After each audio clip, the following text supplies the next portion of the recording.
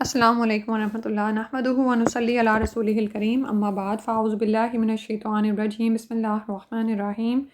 رب اشرح لی صدری ویسر لی امری واحلل عقدۃ من لسانی یفقہوا قولی۔ آیت نمبر 109 ہم کرنے لگے ہیں، پارہ نمبر 9 ہے سورۃ الاعراف، ٹھیک ہے۔ تو موسیٰ اور فرعون کا قصہ یہاں پر چل رہا ہے، دیکھتے ہیں اللہ تعالیٰ کیا فرماتے ہیں اس آیت میں۔ قال الملأ من قوم فرعون إن هذا لساحر عليم۔ قال الملأ کہنے لگے سردار من قوم فرعون، فرعون کی قوم میں سے، انا بے شک ھذا یہ لساحر علیم ضرور ایک علم والا جادوگر ہے، ٹھیک ہے۔ اور کہا جاتا ہے کہ یہ بات فرعون نے بھی کہی اور یعنی پہلے فرعون نے ہی کی، اور اس کے بعد اس کے سردار بھی جو اس کے درباری تھے، اس کے حواری تھے، وہ بھی موسیٰ علیہ السلام کو جھٹلا کر ان کو بڑا جادوگر کہنے لگے۔ پھر آگے فرمایا يريد أن يخرجكم من أرضكم فماذا تأمرون؟ یرید وہ چاہتا ہے ان یخرجکم کہ نکال دے تم کو من ارضکم تمہاری زمین میں سے، فماذا تأمرون تو تم کیا حکم دیتے ہو، تم کیا کہتے ہو۔ اب یہ دیکھیں کہ اس آیت سے پتہ چل رہا ہے کہ اب فرعون اور اس کا درباری سیاسی چالوں پر اتر آئے ہیں، کیونکہ ہم جانتے ہیں کہ موسیٰ علیہ السلام نے تو ایسا کوئی مطالبہ نہیں کیا تھا کہ، اور نہ ہی کچھ ایسا ظاہر کیا تھا کہ ہم تمہیں تمہارے وطن سے نکال کر خود اس پر قابض ہونے آئے ہیں، بلکہ موسیٰ علیہ السلام نے ان کو یہ مطالبات پیش کیے تھے کہ تم توحید کی دعوت کو قبول کر لو اور بنی اسرائیل کو میرے ساتھ جانے دو، یعنی بنی اسرائیل جن کو تم نے محکوم بنا کر رکھا ہوا ہے، غلام بنا کر رکھا ہوا ہے، ان کو تم آزاد کر دو۔ لیکن اب ان آیات سے پتہ چل رہا ہے، جیسے آگے بھی ایسی ہی چال ہمیں نظر آ رہی ہے فرعونیوں کی، اور ایسی ہی یعنی وہ جو بھی تدبیر کرنا چاہ رہے ہیں وہ نظر آ رہی ہے، کہ ان کو لگ رہا تھا کہ موسیٰ علیہ السلام اتنے باروب اور ایسی ان کی شخصیت ہے کہ ان کے یہاں پر ہونے سے لوگ ان کی بات مانیں گے، اور اس کے ہونے سے ایک انقلاب برپا ہو سکتا ہے، کیونکہ آپ یہ دیکھیں کہ موسیٰ علیہ السلام نے انہی میں رہ کر تربیت حاصل کی تھی، فنون جنگ سیکھے تھے، بلکہ ایک دفعہ کہا جاتا ہے کہ حبش پر چڑھائی کے دوران انہیں سپہ سالار بنا کر بھیجا گیا تھا، تو وہ وہاں سے بھی کامیاب اور کامران واپس آئے تھے۔ وہ جرأت مند تھے، دلیر تھے، مضبوط قد و قامت کے مالک تھے، اور سب ان کی صداقت کے معترف تھے۔ اور دوسرا یہ کہ موسیٰ علیہ السلام نے یہ وضاحت کر دی تھی کہ میں اللہ تعالیٰ کا بھیجا ہوا ہوں، جسے تم بھی رب اکبر تسلیم کرتے ہو۔ جیسے ہم نے پیچھے پڑھا نا کہ فرعون جس ملک کا بادشاہ تھا اسی ملک میں خدائی کا دعویٰ کرتا تھا، لیکن اللہ سبحانہ و تعالیٰ کے بارے میں یعنی یہ جانتے تھے کہ اللہ ہی تمام جہانوں کا پالنے والا ہے، تمام جہانوں کا رب ہے۔ تو موسیٰ علیہ السلام نے ان کو آ کر یہی بتایا کہ میں تو وہی بات کر رہا ہوں جو مجھے میرے رب نے بتائی ہے، ٹھیک ہے۔ اور پھر یہ کہ جو معجزات موسیٰ علیہ السلام نے پیش کیے وہ واضح طور پر برحق تھے، کھلی دلیلیں تھیں، یعنی جیسے عصا کا مستحا بن جانا اور اسی طرح سے ہاتھ کا روشن ہو کر نکلنا، تو ان تمام چیزوں نے فرعون اور فرعونیوں کو مرعوب اور دہشت زدہ سا بنا دیا تھا۔ تو اب وہ اس طرح کی چالیں نعوذ باللہ چل رہے تھے موسیٰ علیہ السلام کے خلاف، اور انہیں کہنے لگے کہ تم چاہتے ہو کہ یہ چاہتا ہے کہ تمہیں تمہارے وطن سے نکال دے، اور ایک اور جگہ پر آتا ہے کہ یہ چاہتا ہے کہ تمہارا مثالی طریقہ تم سے لے جائے، یعنی جس پر تم برسوں سے چلے آ رہے ہو، یہ اس تہذیب و تمدن کو ختم کر دینے کے لیے آیا ہے۔ پھر آگے فرمایا أرجه وأخاه وأرسل في المدائن حاشرين۔ قالو وہ کہنے لگے ارجی اس کو ڈھیل دے، و اخاہو اور اس کے بھائی کو، و ارسل اور بھیج دو، فی المدائنی شہروں میں، حاشرین اکٹھے ہونے والے۔ یعنی اب اگلی چال وہ کیا چلنے لگے کہ اب پورا ایک طرح سے جیسے ایک پلاٹ تیار ہو رہا ہے نا۔ آپ یہ دیکھیں کہ جہاں کہیں بھی حق و باطل کی جنگ ہوتی ہے، یا جہاں کہیں بھی دو پارٹی بن جاتی ہیں اور ان کے آپس میں اختلافات ہوتے ہیں، اور اختلافات اس جگہ پر پہنچ جاتے ہیں کہ جہاں پر ایک نہ نظر آنے والی یعنی ایک رسا تن جاتا ہے، ٹھیک ہے، کہ دونوں طرف ٹینشن چل رہی ہوتی ہے، ایک کنفلکٹ ہے جس سے وہ لوگ باہر نہیں آ رہے ہوتے۔ تو پھر معاملات کو کیا کیا جاتا ہے کہ ڈھیل دو، ذرا دیکھو، مہلت دو، وقت دو ان کو کہ یہ کیا کرتے ہیں، ٹھیک ہے۔ اور یہ بھی دراصل اس کے پیچھے بھی کیا ان کی نفسیات سمجھ آ رہی ہے کہ جب وہ جان گئے تھے کہ موسیٰ علیہ السلام نے جو معجزات پیش کیے ہیں وہ برحق ہیں اور یہ کسی بھی وقت عوام کو یعنی زیر کر سکتے ہیں، یعنی زیر تو نہیں، یعنی یہ کہ عوام اس کو کسی بھی وقت قبول کر سکتے ہیں، تو جیسے عوام کو اندھیرے میں رکھا جا رہا ہے، تو کہنے لگے ذرا اس معاملے کو ڈھیل دو، دیکھتے ہیں کہ ذرا یہ کیا کرتے ہیں، اور شاید مدت گزرنے پر حالات کچھ اور رخ اختیار کر جائیں۔ اور دوسرا حکم کیا دیا، وَأَرْسِلْ فِي الْمَدَائِنِ حاشرین، اور سارے شہروں میں اکٹھے ہونے والے بھیج دیں۔ اور اس کے پیچھے کیا تھا کہ جیسے انہوں نے نعوذ باللہ موسیٰ علیہ السلام کو جادوگر بتلایا، تو اب یہ چاہتے تھے کہ ایک بڑا مقابلہ ہو اور اس میں سارے جادوگر آئیں اور وہ اس کو یعنی اس کو جادو کہہ کر اس معجزے کا مقابلہ وہ جادو سے کرنا چاہ رہے تھے۔ اور پھر قرآن کی دیگر آیات سے ہمیں پتہ چلتا ہے کہ موسیٰ علیہ السلام نے بھی اس بات کو پسند کیا کہ حق و باطل کا فیصلہ ہو جائے، اور جس چیز کو وہ نعوذ باللہ جادو کہہ رہے ہیں اس کے مقابل وہ جو بھی لانا چاہتے ہیں لے آئیں۔ تو اس کے لیے عید کا دن سیٹ ہوا کہ چاشت کے وقت تمام لوگ جمع ہوں اور ایک بڑا مقابلہ کیا جائے۔ يأتوك بكل ساحر عليم وجاء السحرة فرعون قالوا إن لنا لأجرا قالوا إن لنا لأجرا إن كنا نحن الغالبين قال نعم وإنكم لمن المقربين۔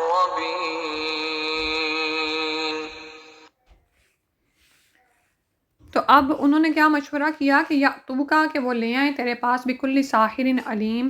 ہر جادوگر کو جو ماہر ہو، خوب جاننے والا ہو۔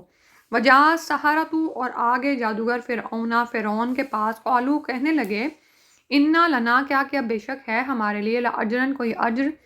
ان کننا اگر ہوں ہم، نحنو ہمیں، الغالبین غلبہ پانے والے۔ تو اب تمام شہروں سے جادوگر بلوائے گئے اور وہ آگے، اور اب جادو تو ظاہر ہے وہ لوگ اپنا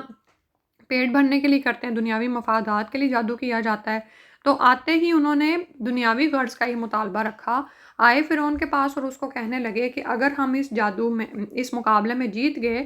تو ہمارے لیے کیا ہوگا؟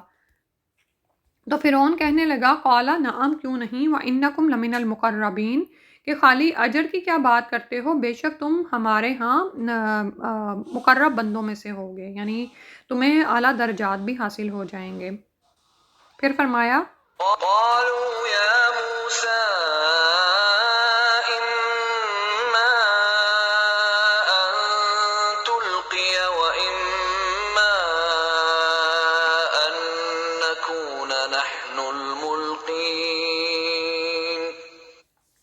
قالو وہ کہنے لگے، یا موسیٰ، موسیٰ علیہ السلام، اما خواہ ان تلقیہ کہ آپ ڈالیں، و اما اور خواہ ان نکونا کہ ہم ہوں، نحن الملقین ہم ڈالنے والے۔ اب جادوگروں نے موسیٰ علیہ السلام کو آفر کیا، یہ بالکل ایسے نا جیسے کہیں سی جگہ پر کوئی میچ ہوتا ہے اور ٹاس کیا جاتا ہے کہ کون اپنا شوبدہ پہلے دکھائے، تو یعنی نعوذ باللہ وہ اس معجزے کو شوبدہ یا جادو تصور کر رہے تھے، تو کہنے لگا ہے کہ پہلے آپ ڈالتے ہو کہ ہم ڈالیں؟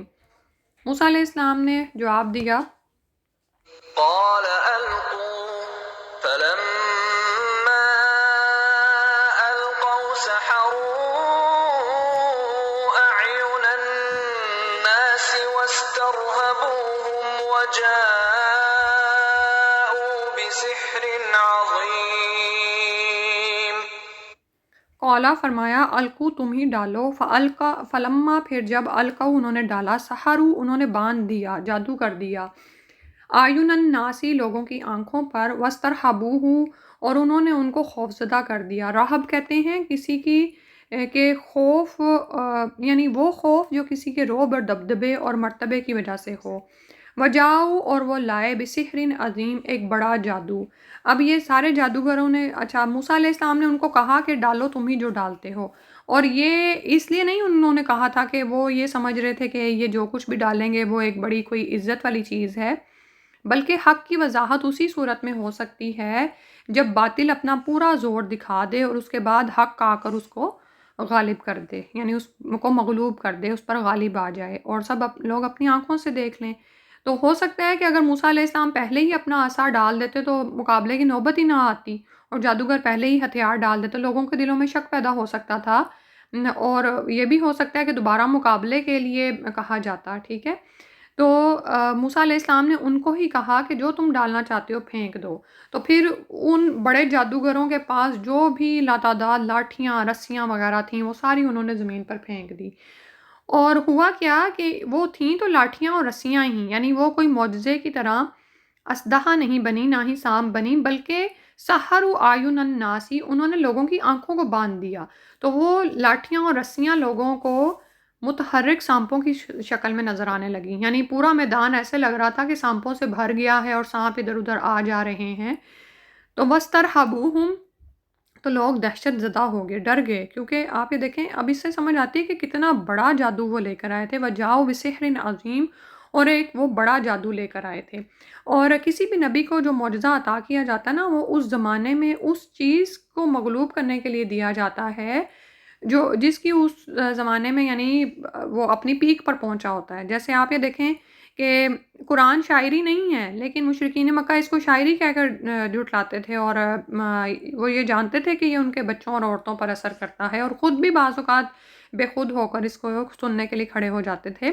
اور کیونکہ ان کے زمانے میں شاعری بڑی عام چیز تھی، عام باتوں کو بھی وہ شعروں کی صورت میں ہی کر رہے ہوتے تھے۔ تو جب قرآن آیا تو اس کی مثل وہ نہیں لا سکے، کیسے قرآن، حالانکہ قرآن شاعری نہیں ہے، لیکن کس طرح سے اس قرآن نے ان کو چپ کرا دیا۔ تو یہاں پر بھی جادو کا زور تھا، اور بڑے بڑے جادوگر اب اکٹھے کیے گئے ہیں، لیکن اس معجزے کے سامنے ان کی کوئی حیثیت نہیں تھی۔ تو اگلی آیت میں دیکھیں کیا ہوا۔ وَأَوْحَيْنَا إِلَى مُوسَىٰ أَنْ أَلْقِ عَصَاكَ فَإِذَا هِيَ تَلْقَفُ مَا يَأْفِكُونَ۔ وَأَوْحَيْنَا، اور وحی کیا ہم نے، اِلیٰ موسیٰ، موسیٰ علیہ السلام کی طرف، ان کے القی ڈال دو، عصا کا اپنے عصے کو، عصا کو یعنی لاٹھی کو، فائزہ تو جبھی وہ، ہیا وہ، تلقفو وہ نگل رہا تھا، ما یافکون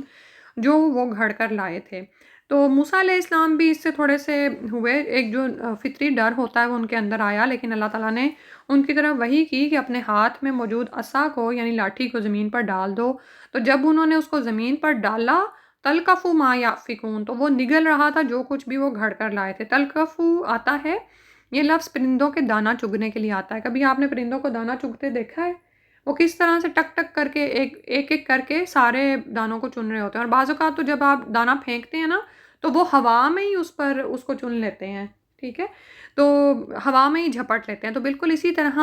یہ تو ایک زندہ معجزہ تھا، ایک زندہ اسلحہ سچ میں بنتا تھا، تو یہ وہ ساری لاٹھیاں اور رسیاں کھانے لگا۔ اور اس کا دوسرا مطلب یہ بھی ہو سکتا ہے کہ جہاں جہاں سیدنا موسیٰ علیہ السلام کا اسلحہ پہنچتا تھا تو مصنوعی سانپ لوگوں کو پھر سے رسیاں اور لاٹھیاں ہی نظر آنے لگتے تھے، سبحان اللہ، کیونکہ یہ اسلحہ ان کی شعبدہ بازی کا خاتمہ کر رہا تھا، جو جادو انہوں نے باندھا تھا لوگوں کی آنکھوں پر اس کو ختم کر رہا تھا، ٹھیک ہے۔ تو اور ایک تو آیت کے جیسے ظاہری الفاظ سے مطلب واضح ہوتا ہے، وہ تو یہی ہے کہ وہ نگل رہا تھا، ان کو کھا رہا تھا، حالانکہ کیونکہ وہ فی الحقیقت رسیاں اور لاٹھیاں ہی تھیں جو وہ کھا رہا تھا۔ ما یافکون، یا اف کہتے ہیں کسی چیز کو گھڑ لینا، جھوٹ گھڑ لینا، ٹھیک ہے، واقعے کو بدل دینا۔ تو یہاں پر بھی جو چیز وہ لے کر آئے تھے اور اس کو وہ سانپوں کی شکل میں دکھا رہے تھے، وہ وہاں پر اس کا اثر ختم ہوا۔ پھر آگے اللہ نے فرمایا وَوَقَعَ الْحَقُّ وَبَطَلَ مَا كَانُوا يَعْمَلُونَ فَغُلِبُوا هُنَالِكَ وَانقَلَبُوا صَاغِرِينَ۔ وَوَقَعَ الْحَقُّ، تو ثابت ہو گیا حق، وَبَطَلَ اور باطل ہو کر رہ گیا، مَا كَانُوا جو تھے وہ، يَعْمَلُونَ جو وہ عمل کر رہے تھے، یعنی جو کام وہ کر رہے تھے وہ سب اس کا باطل پن سامنے آ گیا اور حق ثابت ہوا، یعنی جو چیزیں وہ بنا کر لائے تھے، جو چیزیں انہوں نے گھڑی تھیں اس کا جھوٹ سب لوگوں کے سامنے آ گیا اور حق نے اپنی برتری ظاہر کر دی۔ فغلبوا، تو وہ مغلوب ہو گئے، ہنالکا اسی جگہ، وانقلبوا اور وہ پلٹے، صاغرین ذلیل ہو کر، صاغر یعنی چھوٹے ہو کر، یعنی کس طرح سے بڑھ چڑھ کر وہ اس مقابلے میں آئے تھے تو اب بالکل چھوٹے ہو گئے اور ہار گئے۔ پھر آگے فرمایا ألقي السحرة ساجدين قالوا آمنا برب العالمين رب موسى وهارون وَأُلْقِيَ السَّحَرَةُ، اور ڈال دیے گئے جادوگر، ساجدین سجدے میں۔ کہا جاتا ہے کہ جب مقابلے میں فرعون اور اس کے درباری مغلوب ہوئے، سیدنا موسیٰ اور ہارون علیہ السلام غالب آئے، علیہم السلام غالب آئے، تو ان دونوں نبیوں نے سجدہ شکر ادا کیا، اور انہیں دیکھ کر جادوگروں پر بھی ایسی کیفیت طاری ہوئی، یعنی وہ مان تو گئے تھے اور ساتھ ہی ایسی کیفیت ان پر طاری ہوئی کہ وہ بھی بے اختیار ان کے ساتھ ہی سجدے میں گر گئے، اور اسی بھرے مجمع میں انہوں نے اپنے ایمان کا اعلان کیا، کہنے لگے قالوا آمنا برب العالمین، ہم ایمان لائے تمام جہان والوں کے رب پر۔ اور تمام جہان والوں کا رب انہوں نے کیوں کہا؟ کیونکہ جو فرعون تھا وہ خود اپنے علاقے کی خدائی کا دعویٰ کرتا تھا، ٹھیک ہے؟ اور کون وہ رب ہے؟ ربی موسیٰ و ہارون، وہ رب جو موسیٰ اور ہارون علیہ السلام کا رب ہے، ہم اس پر ایمان لے آئے۔ سبحان اللہ! آپ یہ دیکھیں کہ کہاں یہ جادوگر مقابلے میں جیتنے پر فرعون سے مال و دولت کا مطالبہ کر رہے ہیں، اور ان کو پتہ ہے کہ ہمیں اقتدار میں بھی پوزیشنز ملیں گی، لیکن اب کیسے ان کے دلوں کی حالت بدلی اور ایسی کیفیت طاری ہوئی کہ سجدے میں گرے اور فوراً ہی ایمان لے آئے، ٹھیک ہے؟ تو ہر انسان کی زندگی میں بعض اوقات کوئی ایسا لمحہ آتا ہے کہ اس پر اللہ تعالیٰ کی معرفت واضح کی جاتی ہے، اس کو حق نظر آتا ہے۔ جیسے ہم دیکھتے ہیں کہ ابراہیم علیہ السلام نے جب اپنی قوم کے بتوں کو توڑا اور بڑے بت کو چھوڑ دیا اور اس کے کندھے پر کلہاڑا رکھا، اور جب وہ لوگ آئے اور پوچھنے لگے کہ ہمارے بتوں کا یہ حال کس نے کیا، تو ابراہیم علیہ السلام نے کہا اپنے بڑے سے، اس بڑے سے کیوں نہیں پوچھتے؟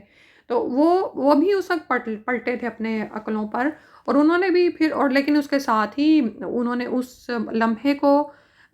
کا فائدہ نہیں اٹھایا، اور پھر ابراہیم علیہ السلام کو کہنے لگے کہ تو جانتا تو ہے یہ کیا بولتے ہیں، یعنی یہ جواب تو دے نہیں سکتے، لیکن یعنی اس وقت جو لمحہ ان کی زندگیوں میں آیا اور وہ ہدایت کو قبول کر سکتے تھے،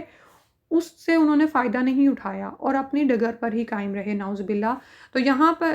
پر ہم دیکھتے ہیں کہ جادوگروں کی زندگی میں بھی یہ موقع آیا اور کہ حقیقت ان پر واضح ہوئی، تو انہوں نے اس کو فوراً قبول کر لیا اور ایسا ایمان لائے کہ پھر انہیں کسی دولت، کسی مال و مرتبہ کی کوئی جاہ نہیں رہی، خواہش نہیں رہی۔ پھر اس کے بعد فرمایا قال فرعون آمنتم به قبل أن آذن لكم إن هذا لمكر مكرتموه في المدينة لتخرجوا منها أهلها فسوف تعلمون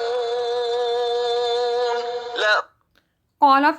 فرعون کہنے لگا آمنتم بھی، تم ایمان لے آئے اس پر، قبل ان آذن لکم، قبل اس کے کہ میں اجازت دوں تم کو، ان ھذا، بے شک یہ، لمکرن، ضرور چال ہے، مکرتموہ، تم نے چلا اس کو، فی المدینہ، شہر میں، لتخرجوا، تاکہ تم نکال باہر کرو، منہا، اس سے، اہلہا، اس کے رہنے والوں کو، فسوف تعلمون، تو ان قریب تم جان لو گے۔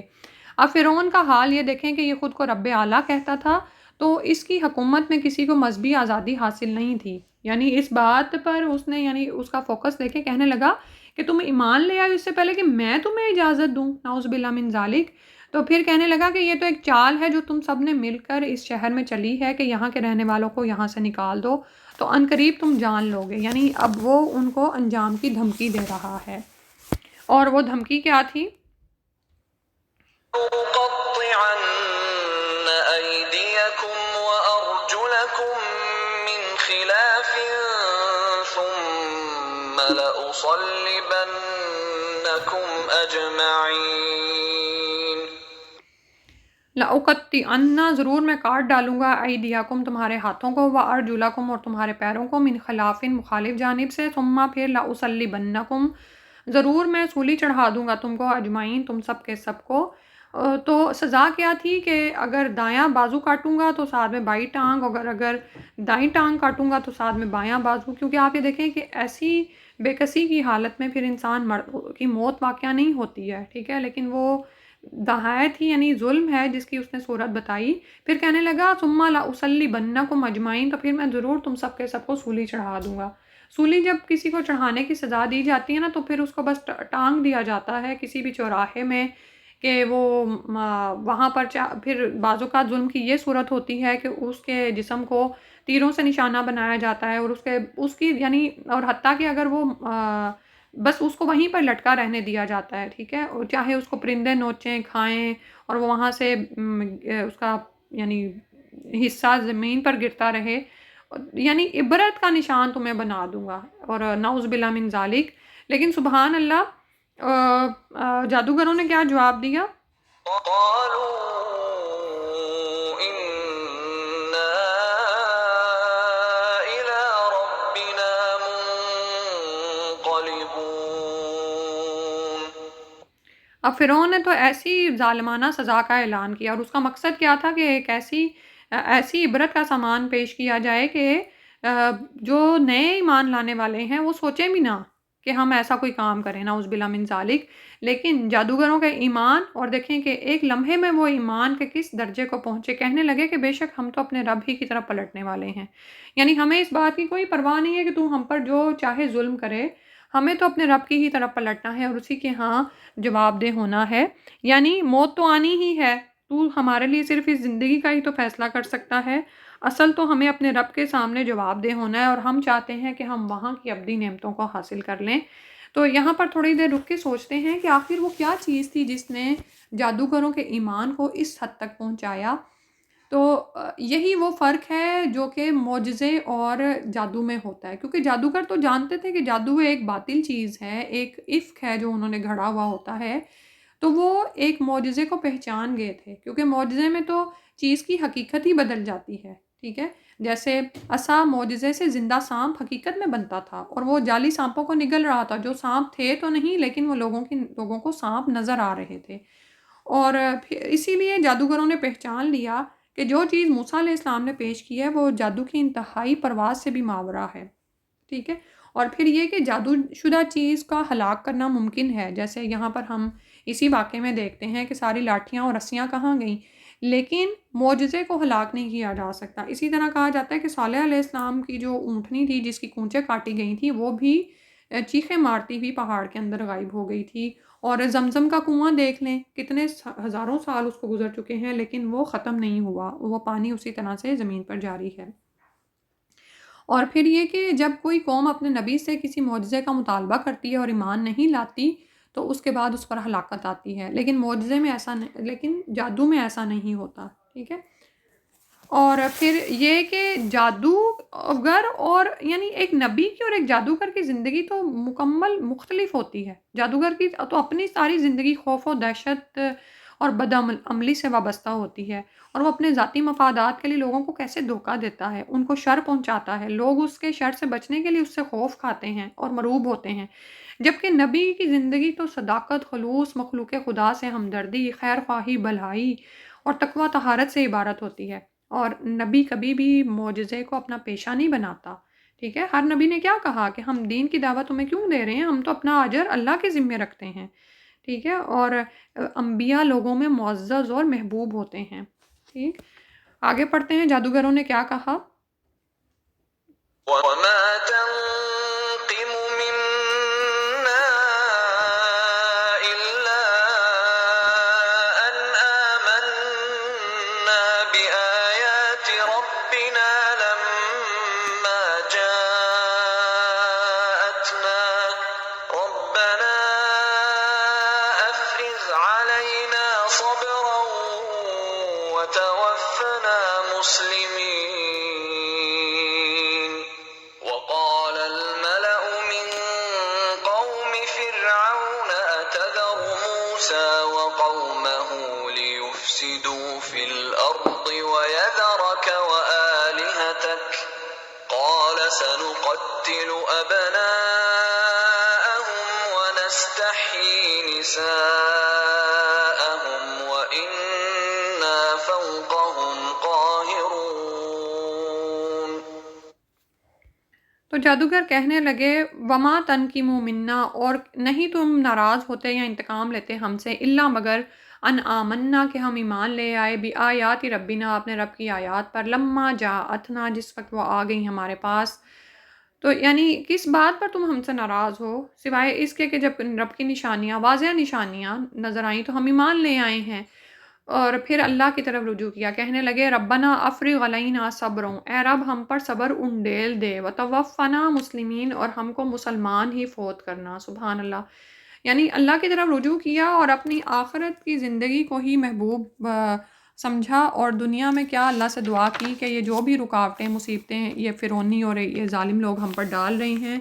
ان میں ہم کو صبر عطا فرما دینا. اور یہی ایمان والوں کو فرمایا گیا ہے کہ یا ایھا الذین آمنوا استعینوا بالصبر والصلاۃ، کہ ایمان والو صبر اور صلاۃ کے ذریعے مدد حاصل کرو. وتوفنا مسلمین، اور ہمیں موت آئے تو اس حال میں کہ ہم مسلمان ہی ہوں. سبحان اللہ. یہی تو ایک مومن کی خواہش ہوتی ہے کہ جب انسان ہدایت کی طرف آ جائے تو وہ اس بات سے ڈرے کہ وہ پلٹا نہ دیا جائے. اللہ سبحانہ وتعالیٰ ہمیں بھی اسلام پر ہی موت دیں. پھر اس کے بعد سردار کیا کہنے لگے، وقال الملأ من قوم فرعون، فرعون کی قوم کے سردار کہنے لگے اتذر موسیٰ، کیا تو چھوڑتا ہے موسیٰ علیہ السلام و قومہ اور اس کی قوم کو، لیفسدوا فی الارض کہ وہ فساد کرتے پھریں زمین میں، ویذرک اور وہ چھوڑ دیں تجھے، وآلہتک اور تیرے الہوں کو، معبودوں کو. قال کہا سنقتل، ان قریب ہم قتل کریں گے، ابناءہم ان کے بیٹوں کو، ونستحیی اور ہم زندہ چھوڑیں گے، نساءہم ان کی عورتوں کو، وَإِنَّا اور بے شک ہم فوقہم ان کے اوپر قاہرون غالب ہیں. ٹھیک ہے. اب سردار کہنے لگے فرعون کی قوم کے کہ کیا تم موسیٰ اور اس کی قوم کو چھوڑ دو گے کہ وہ زمین میں جو چاہیں کریں، اور تجھے اور تیرے الہوں کو چھوڑ دیں، یعنی ایک طرح کے جیسے اس کو ابھارا جا رہا ہے. ٹھیک ہے. اور یہاں پر یہ جو آیا نا کہ تجھے اور تیرے الہوں کو چھوڑ دیں، کیونکہ فرعون تو یعنی بڑے الہ ہونے کا دعویٰ کرتا تھا، اس کے ساتھ ساتھ اس نے اپنے کچھ مجسمے بنوا کر شہر میں چھوڑ رکھے تھے. ٹھیک ہے. ہر جگہ عبادت کے لیے اس نے اپنے مجسمے نصب کرا رکھے تھے. تو انہی کی طرف اشارہ ہے کہ تجھے اور تیرے الہوں کو چھوڑ دیں گے. اور یہ بھی پتہ چلتا ہے کہ فرعون خود بھی کچھ دیوتاؤں کی پرستش کرتا تھا. ٹھیک ہے. جیسے ہم جانتے ہیں کہ یہ قوم خود بھی گاؤ ماتا کی پرستش میں مبتلا تھی، اور اس کے علاوہ سورج کے علاوہ اور بھی کئی ستاروں کی روحوں کی کے فرضی مجسموں کی عبادت کی جاتی تھی. نعوذ باللہ من ذالک. تو فرعون کہنے لگا کوئی نہیں، ہم پھر دوبارہ وہی چالیں چلیں گے، وہی ظلم کریں گے جو پہلے ہم نے روا رکھے، کہ عنقریب ہم ان کے بیٹوں کو قتل کریں گے اور ان کی عورتوں کو زندہ چھوڑ دیں گے. بیٹوں کو قتل کریں گے کہ ان کی نسلوں کا ہی خاتمہ ہوتا چلا جائے، اور عورتوں سے نعوذ باللہ وہ مختلف طرح کے کام لیتے تھے. اور وَإِنَّا فَوْقَهُمْ قَاهِرُونَ، اور ہم ان پر پورا غلبہ رکھتے ہیں، یعنی ہم یہ کر سکتے ہیں، اس چیز کی قدرت ہے.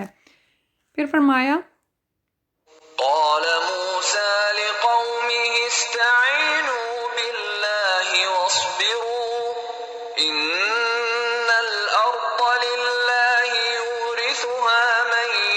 يشاء من عباده والعاقبة للمتقين. قالوا أوذينا من قبل أن تأتينا ومن بعد ما جئتنا. قال عسى ربكم أن يهلك عدوكم ويستخلفكم في الأرض فينظر كيف تعملون.